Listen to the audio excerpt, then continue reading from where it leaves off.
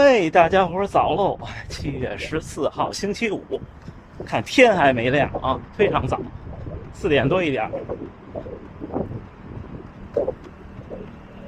屏幕上的时间都是日本时间，就是东京时间，比北京快1个小时。也就是说，现在北京是凌晨3点多一点。为什么这么早出来呢？因为有个特殊情况，今天要出差，要去福冈。7点半的车，在新大阪车站发车，所以最晚我6点半要出门，所以今天简单跑跑，不跑21了应该。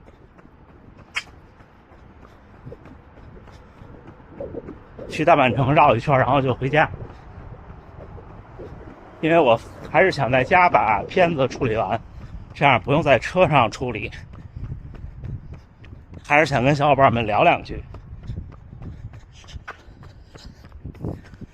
一到夏天就很难见到天黑的这种情景，除非是晚上跑。早上起来基本上4点半天就亮了，这边。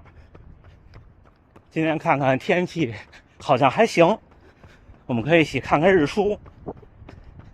今天没有想好什么太明确的主题，跟大家聊聊天呗。第一个训练日，其实身体是很轻松的，就慢慢跑。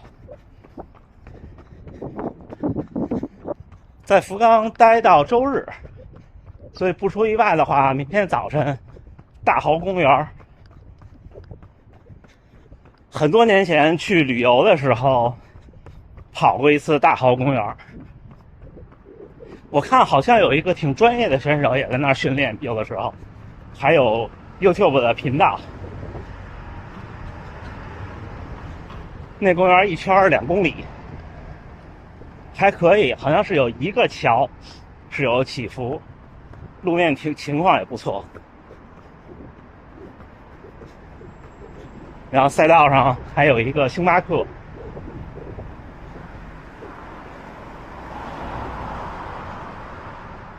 然后都有吃饭的人，跟这种24小时的，反正也不知道是刚下班吃饭，还是要吃早饭去上班。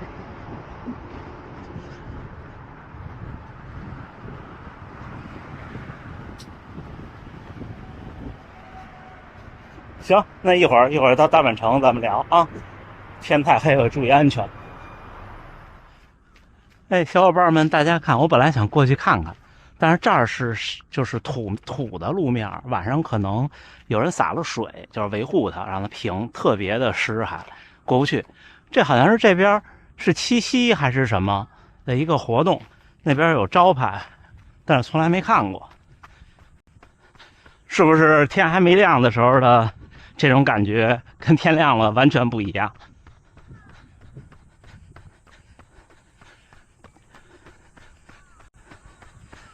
今天来到这边的时候是2月1号，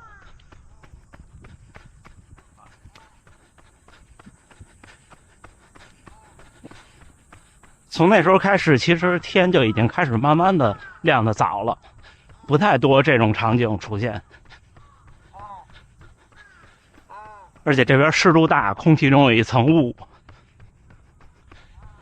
湿度这个事情还是要适应，因为从来没有在这种湿度的地方长时间生活过，只有新加坡那一年。但是其实我觉得新加坡不是想象中的那种湿，就至少它跟广东、福建不一样，还是以这大太阳暴晒为主。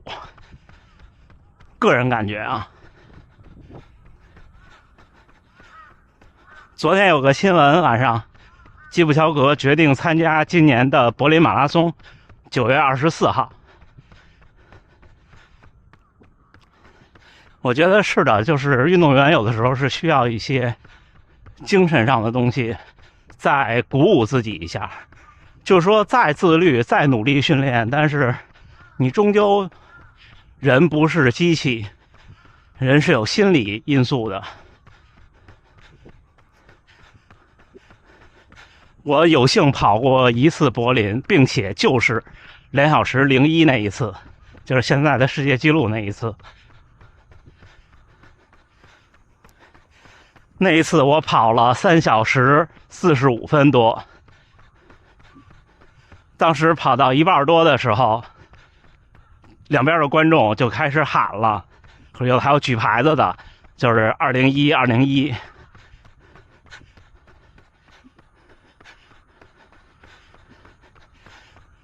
那天真的是很兴奋，因为你们这么想，这种普通人能参加的竞技项目，能和职业运动员同场竞技的项目，可能马拉松是为数不多的之一吧，甚至就没有之一。如果算上那些，就是我还要同时出发，或者各种都是一样的话，你那条赛道那些了不起的运动员刚刚跑过，然后你就跑过。其实3个多小时完赛那天，我没有这种感觉。伦敦也是，我和基普乔格也是同一场，就特别热那次。但是当时没有那个感觉，因为人太多了。包括这次的波士顿都没有这么明显的感觉。为什么呢？就是因为波士顿跑得不太好，最后不是跑崩了吗？最后几公里就有点慢，而且整体水平高，周围人也多，你会觉得是大众组的一员。但是像跑东京虽然最后那块也比很多其他赛事我的那个成绩人要多，但是确实有那种感觉，就是第一名的运动员几十分钟前刚刚踩过这块路，刚刚从那儿冲过去，很有可能两边欢呼的观众还是同一拨人，然后你就从那儿跑过，那种感觉还是很美妙的。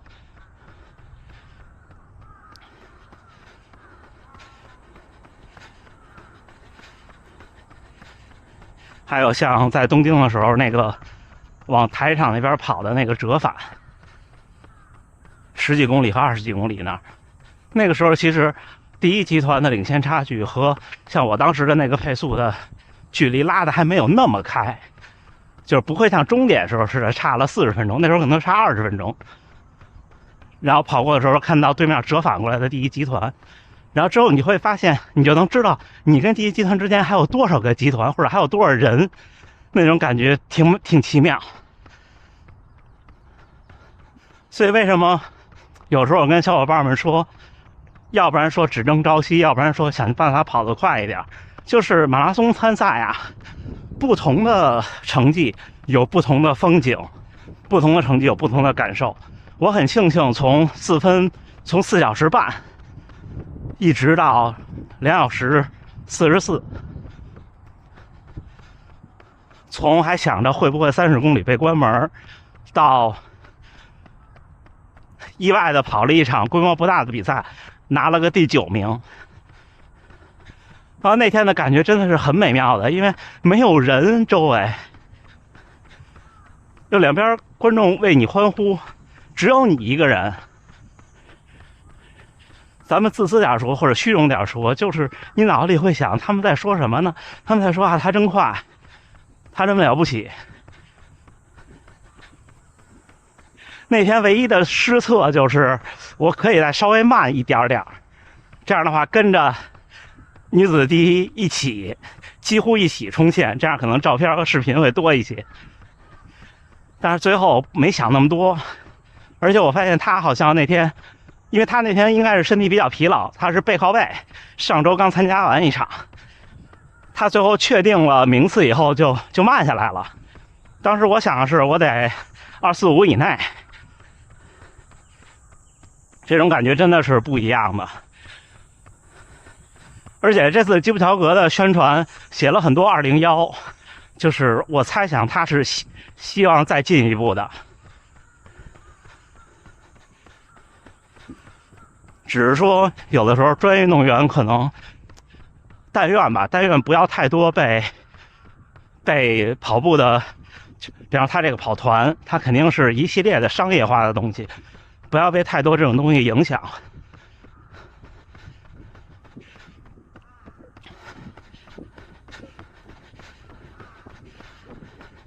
因为作为普通人跑马拉松是没有什么负担的，就状态好就好好跑，状态不好就重在参与嘛。但是对于他们来说，1年1、2场比赛，你的各种的团队帮你安排了，帮你操作了，或者说为你安排了，为你操作了。有时候你可能状态自己觉得不是那么好，但是也没办法。所以这都是互相的促进，有的时候是促进，有的时候可能不是。我还是很期待有没有可能，他把普通正常的这种比赛的马拉松跑进201的，如果真的是20059，那真的是很了不起、很了不起的成就。因为我其实个人不太认为，在正式比赛中能跑进159，就是这一代运动员，包括基普乔格。因为这最后的几十秒真的是很难的，所以这几十秒你要付出的东西，就不是你能付出就能得到的。就像我说我的240一样，真的不是付出就能得到的。那天的强度课，我是到后边是尽力了的，但是确实是已经是最后一个训练日，身体比较累，而且就跑者能感受到对方的能力，就是那位先生跑得也特快的那位，个子相对矮一些的，他姓本田，本田先生，比我年纪大，全程马拉松2小时38。就他给我的感觉是，我能拼一拼，但是我肯定追不上他。那次没拍完那最后1公里，最后200多米，他加速加到3分0几，我就知道我肯定追不上。我能咬一咬，但是追不上。另外那位世川先生，咱们就不要想追上了，对吧？但是这种感觉挺美妙的。这就是我说，你跑马拉松再快都有比你快的，再慢的可能也有比你慢的，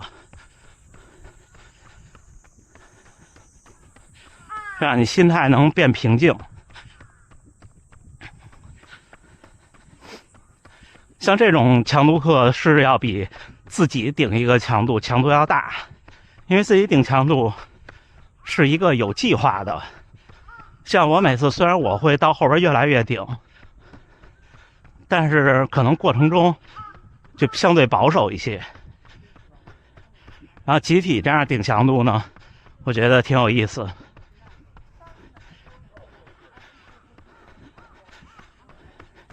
而且一起喊3、2、1出发，也挺有仪式感的。有时候生活中就是得有点仪式感。以后就是每周3，只要我在这儿就参加。也不都是这种强度，有的可能是，比方10个500米这种。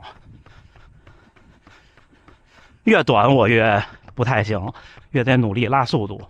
正好现在是处于一个开始慢慢掉绝对速度的年龄，接着这种就是有效果的合练。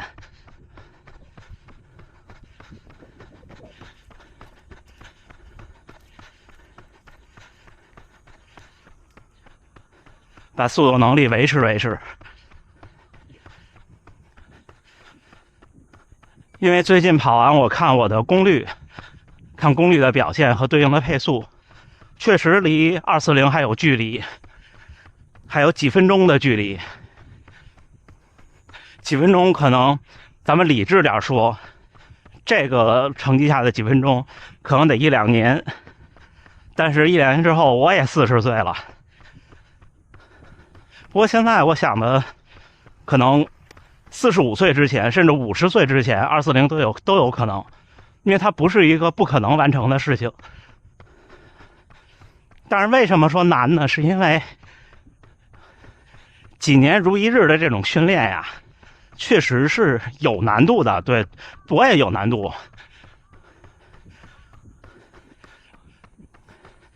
确实是比较累，确实比较累。所以要更加努力。我也希望说，咱们这么聊天，通过你们看到我有时候状态好，有时候状态不好，有时候心情好，有时候心情不好。我不希望说，或者说我不指望说我能给大家带来什么，只是说大家看看我，知道自己可能有的时候状态好的时候，状态不好的时候，想跑的时候不想跑的时候，都是再正常不过的现象。这样的话，把心态放平静，还是很期待今年的柏林马拉松的。这么早就有跑步的，而且看了吗？天慢慢亮起来了，这种感觉特别的美妙。其实正常的时间的晨跑，只有春秋2个季节可以享受到，就是天从完全的黑到蒙蒙亮，到亮起来，路灯从明亮到熄灭，这个过程。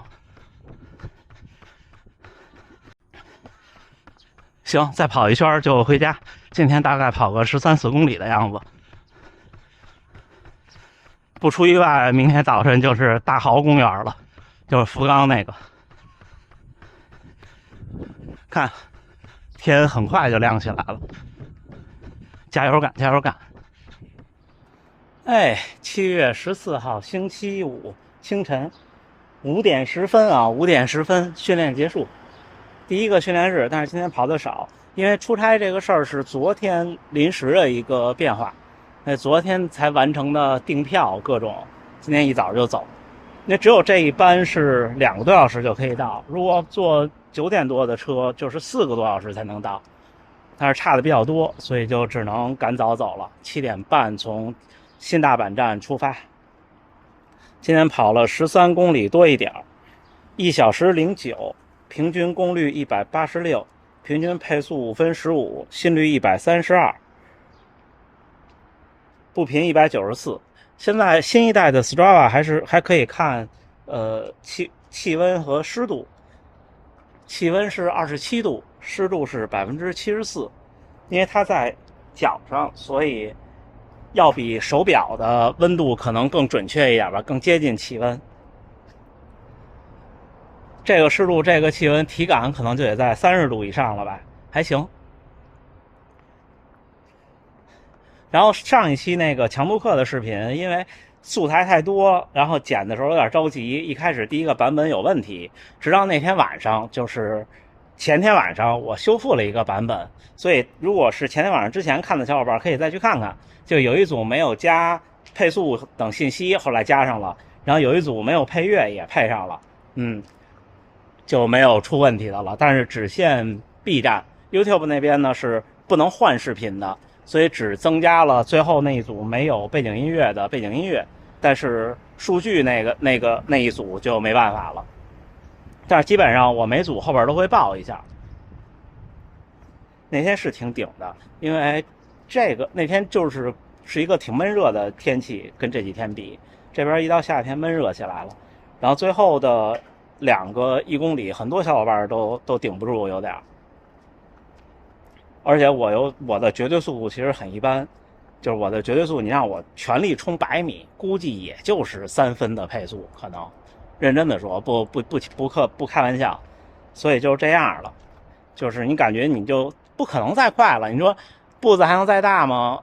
可能再训练可以，但是大步幅不光光是力量的问题，还有你各方面的灵活性，这种还有动作习惯，这些尤其是动作习惯，这些你都是20、30年养成的，尤其是成年人了，没有童子功的不太好练，只能说继续努力，明白？你们看今天的状态，就是数据的状态就很平稳很一般。其实我还没有刻意的压速度，就是因为刚醒不久，太早了。所以特别理解很多没有晨跑习惯的小伙伴，一开始晨跑觉得完全跑不起来，是这样的，这很正常，再正常不过了。所以每天我起来以后1个多小时才开始训练，也是有原因的，因为就算你再习惯，人也不能和生物本身这个属性对抗。所以像东亚这边，国内或者像日本这种地方的马拉松都起跑都比较早，比赛还是一定要早起再早起。您要是想拿好成绩，至少早起，距离发枪4个小时，相信我，好吗？那今天就跟大家聊这么多，还是祝大家能努力生活，健康平安，加油干！咱们明天福冈见。